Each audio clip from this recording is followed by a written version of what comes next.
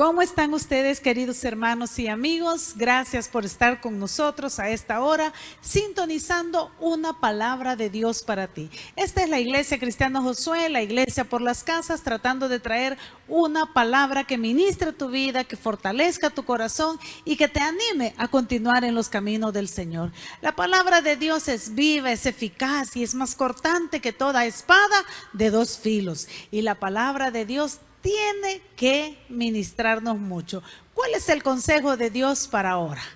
Quiero que abra sus Biblias o por lo menos tome nota. Vamos a leer Romanos capítulo 1, dos versículos de Romanos capítulo 1 y es el 16 y 17. El apóstol Pablo decía: porque no me avergüenzo del evangelio, porque es poder de Dios para salvación a todo aquel que cree, al judío primeramente y también al griego. Porque en el evangelio la justicia de Dios se revela por fe y para fe, como está escrito: mas el justo por la fe vivirá. Excelente versículos los que acabamos de leer, y en base a ellos quiero que hablemos de el gran poder de Dios, el gran poder de Dios. Esta carta, esta epístola escrita por el apóstol Pablo a los romanos, fue escrita precisamente por él allá por el año 56. Un dato muy curioso es que Pablo nunca había estado ahí en Roma. Ya tenía 21 años de haberse convertido al evangelio, pero no había podido estar. Ya llevaba más de 10 años que se había dedicado a fundar iglesias en todo el mundo mediterráneo, pero la iglesia de Roma ya había sido fundada por otros cristianos que de seguro iban del Mediterráneo y corrían, y como el Señor dijo, ir por todo el mundo y predicar el evangelio. Así el evangelio había llegado a la ciudad de Roma. O sea, la iglesia en Roma no fue fundada por el apóstol Pablo. Entonces, Pablo conoció a quienes habían fundado la iglesia y en sus viajes les escribe para contarles del deseo que él tenía de visitarles. Y se presenta Pablo a sí mismo. Aquí en Romanos vemos cómo el apóstol Pablo se presenta a sí mismo, narra cómo fue su conversión, y por eso que ahí redacta una exposición completa de los principios del evangelio. Si usted quiere saber cuáles son los principios del evangelio, yo lo invito a leer la epístola a los romanos. Entonces, porque ahí están esos principios de lo que el apóstol predicaba.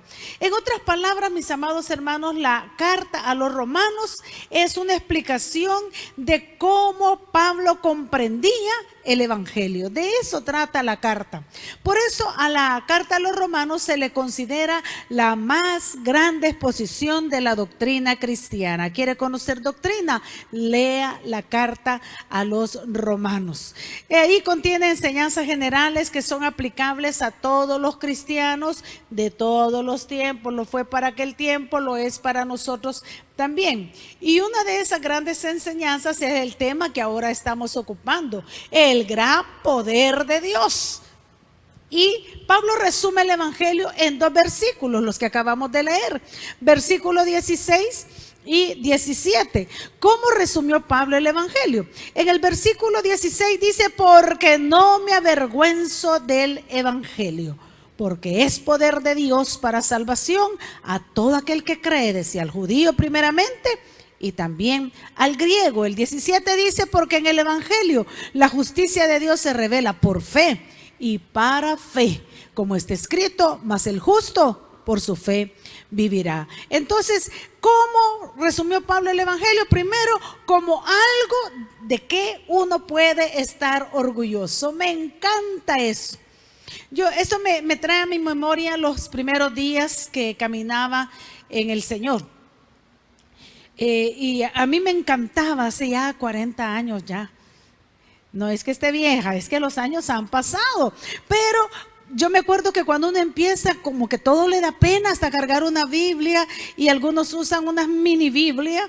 Los que logran leer todavía, letra pequeña, los que ya usamos vitrinitas nos cuesta, y era algo pues por la vida que yo había llevado, que era algo que decía yo, ay, no me va a dar pena, pero mire, cuando encontré este versículo yo agarré vigor, yo agarré un orgullo sano cristiano y dijo, yo no me avergüenzo, al igual que Pablo, yo tengo que decir que no me avergüenzo. ¿Qué es avergonzarse? Es abochornarse, es humillarse, es sentirse defraudado. Eso avergonzarse es experimentar frustración cuando la esperanza en lo que uno ha depositado falla y nos hace quedar en vergüenza. Pero hermanos, los que confiamos en el Señor jamás vamos a ser avergonzados. Si usted tiene tiempo, lea ahí en su Biblia, en Joel capítulo 2, el versículo 26 y 27, los dos versículos terminan con esta frase y dice, nunca, dice Jehová, mi pueblo será avergonzado. Qué bonito eso. Nunca, dice el Señor, mi pueblo será avergonzado. Nadie en esta vida queremos ser avergonzados. Entonces, ¿cómo resume Pablo el Evangelio? Como algo de lo cual uno debe estar orgulloso. Y decía, porque no me avergüenzo. Ya vimos que es avergonzarse, pero ¿de qué no se avergonzaba Pablo? No me avergüenzo del Evangelio. ¿Qué es el Evangelio? Evangelio son buenas nuevas. En la antigua Grecia, en los tiempos antiguos, evangelion, que era la palabra donde viene esta palabra que hoy conocemos como evangelio, designaba la recompensa que se le daba a alguien por entregar un mensaje o buenas noticias. Corrían los mensajeros, no había correo, no había telegramas, no había Facebook, no había YouTube, no había nada de eso. Entonces eran personas, yo le contaba a una persona lo que quería y esa persona corría y llegaba hasta donde tenía que llegar y se iban turnando y hasta que hacían llegar el mensaje. Entonces la otra persona de agradecida le daba un evangelio. O sea, una recompensa por haberle llevado el mensaje. Más tarde esto llegó a significar buenas noticias.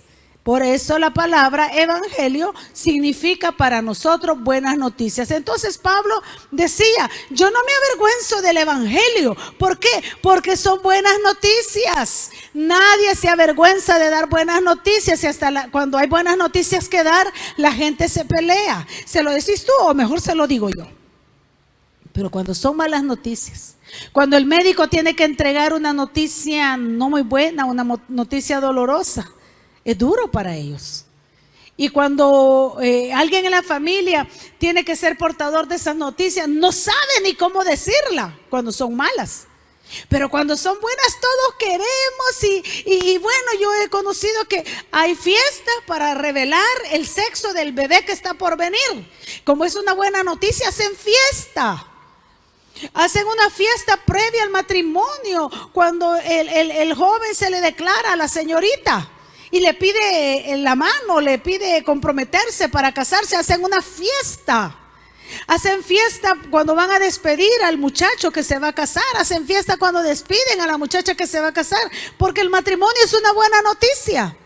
Pero yo nunca he oído que hagan fiesta porque una persona se va a morir o porque se murió, porque son malas noticias. Nunca he oído que hagan fiesta por una persona que se accidentó, porque son malas noticias. Pero la palabra de Dios, el evangelio, son buenas noticias. Nadie se avergüenza de dar buenas noticias. Entonces Pablo dice, yo no me avergüenzo del evangelio porque son buenas noticias. ¿Está entendiendo, mi amado hermano, hermana? No nos avergonzamos, amigo. Tú que estás diciendo, ay, a mí me gusta eso, pero aquí en la secreta. Por eso nunca visito una iglesia, mejor me conecto. Y qué bueno que te conectas a oír palabra de Dios. La Biblia dice que la fe viene por el oír y oír palabra de Dios. Pero no nos debemos de avergonzar. Si se tienen que avergonzar los que hacen cosas malas. Pablo resumía el evangelio como algo de qué estar orgulloso. Yo aprendí eso, como te digo, y aprendí a estar orgullosa de ser una hija de Dios. Y lo segundo, de cómo Pablo resume el evangelio, dice que Pablo resume el evangelio como el gran poder de Dios. Le vuelvo a leer el versículo 16 de Romanos capítulo 1. Dice Pablo, porque no me avergüenzo del evangelio, porque es poder de Dios para salvación a todo aquel que cree, al judío primeramente, decía Pablo, y también al griego. ¿Qué significa eso, poder? Porque Pablo resume ahora el evangelio como el gran poder de Dios. ¿Qué significa poder? Viene de una palabra antigua, dunamus, que implica poder excesivamente grande. Dunamus también es energía, es poder. Dunamus es la capacidad que tiene alguien. Dunamus es una gran fuerza, es la habilidad grande, fortaleza. Solo se me viene a la mente los ríos que traen una pero gran fuerza que puede impulsar grandes bobinas para generar energía eléctrica.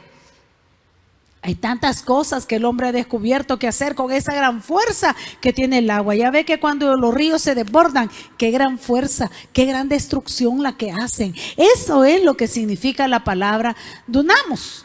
La palabra dunamus describe el poder divino que vence toda resistencia.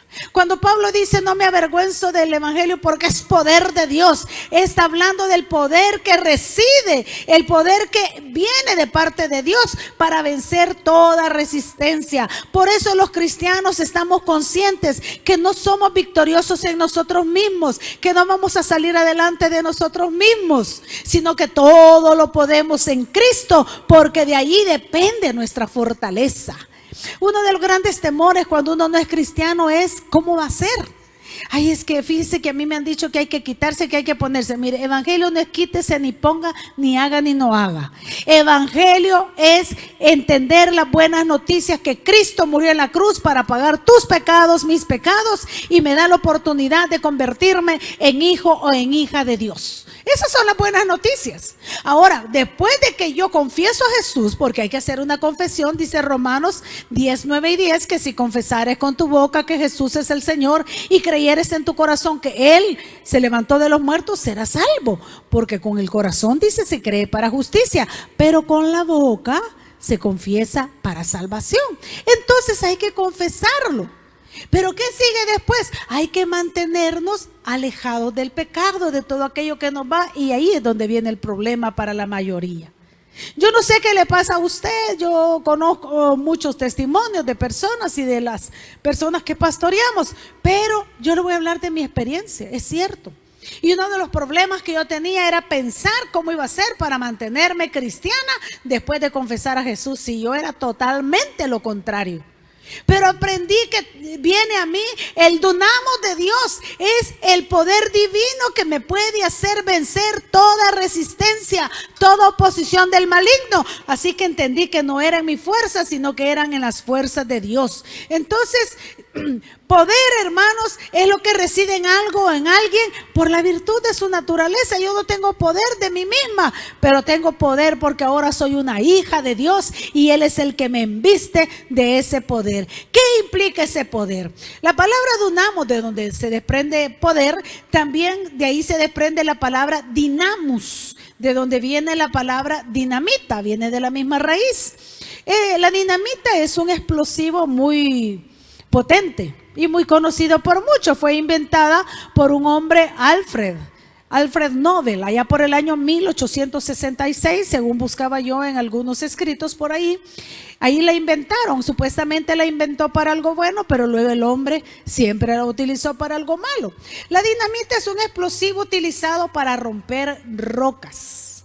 Haga la comparación. Dinamus y dunamus vienen de la misma raíz y significan poder.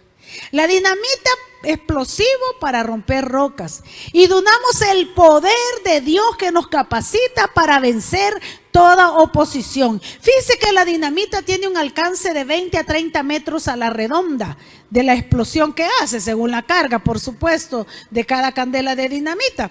Pero se cree que los primeros 5 a 10 metros a la redonda son mortales. Imagínese si cada evangélico entendiera que tiene un dinamos dentro y es el evangelio, y 5 o 10 metros a la redonda hablara del Señor Jesucristo, aunque el alcance es a 20 y a 30 metros, pero por lo menos los que están a 5 o 10 metros míos pueden convertirse al evangelio de Jesucristo. puede romper la roca más dura de cualquier corazón que esté ahí a un lado. Por eso decía Pablo, yo no me avergüenzo del evangelio, porque es poder de Dios, poder para salvación, ese poder manifestado en una persona o cosa para hacer milagros. Yo no puedo hacer milagros, pero sé que yo puedo orar, y el que hace milagros es mi papá, es Dios, y yo lo pido en el nombre de Jesucristo y las cosas se hacen. Entonces tenemos la autoridad y poder para predicar el evangelio, para orar por los enfermos y sanan. Ese poder, hermanos, para creer, para unirnos en oración. Y dice que si dos de nosotros nos ponemos de acuerdo en la tierra, dice Mateo 18:19, sobre cualquiera cosa que le pidamos al Padre en el nombre de Jesús, creyendo, lo vamos a recibir. Mire qué gran poder. ¿Acaso no es gran poder eso? Ese poder no es para todos. Ese es el poder del evangelio de Jesucristo. Es el poder que Dios nos da y nos embiste a aquellos que confesamos con nuestra boca a Jesús como nuestro Señor y Salvador, aceptamos el sacrificio de Jesús que hizo allá en la cruz del Calvario y lo hacemos nuestro Salvador, pero también el Señor de nuestra vida, el que dirige nuestra vida, y buscamos estar en comunión y contacto con Él, porque evangelio es comunión con Dios. Yo tengo que platicar con Dios a través de orar, pero también tengo que saber qué quiere de mí a través de leer la Biblia, y me fortalezco oyendo la palabra y congregándome, como dice Hebreos 10:25, no dejando de congregarnos como algunos tienen por costumbre, y tanto más decía el escritor a los hebreos cuando vemos que aquel día se acerca. ¿Qué día? El día que el Señor pronto ha de venir. Entonces es un poder el evangelio que tiene gran alcance. Ahí dice el versículo 16, al judío primeramente y también al griego. ¿Por qué dice al judío primeramente y también al griego? Explica para quién es el evangelio. Al judío primeramente porque los judíos es el pueblo de Dios.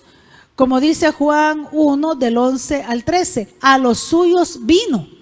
Entonces los suyos son el pueblo judío, pero usted me dirá, pero hermana Caro, usted no es judía. No.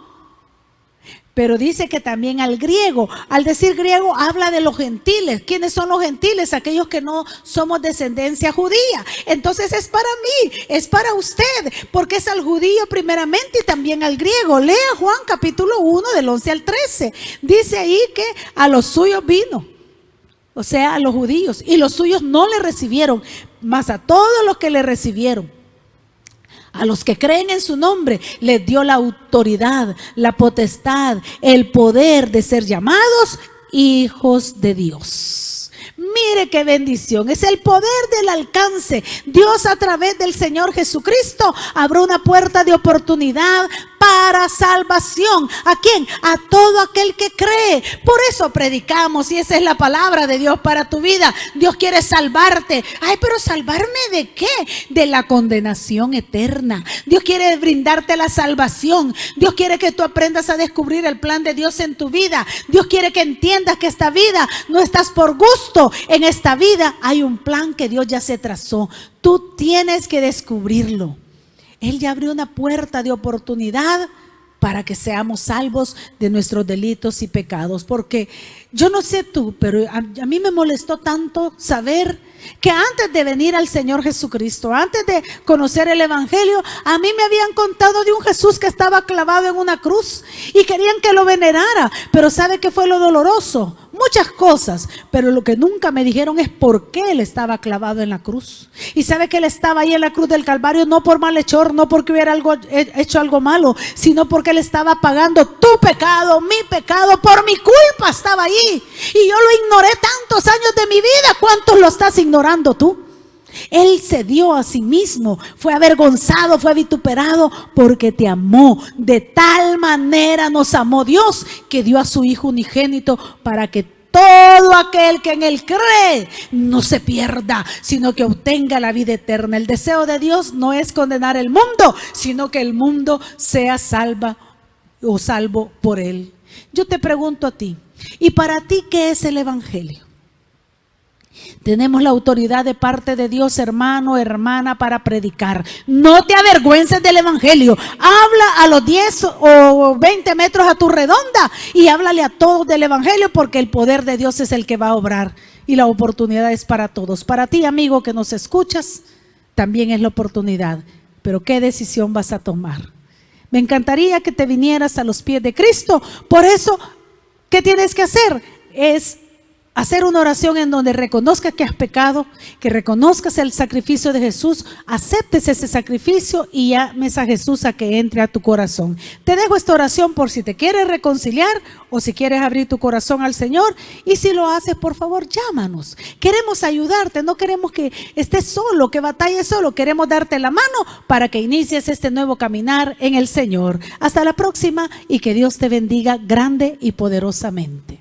Querido amigo, querida amiga, quiero invitarte a que rindas tu corazón a Cristo Jesús. Él te ama y quiere salvarte, pero tú debes de invitarlo a que entre a tu corazón. Déjame dirigirte en una oración de arrepentimiento y fe para que puedas convertirte en un hijo o una hija de Dios. Repite conmigo. Padre Celestial, reconozco que soy pecador.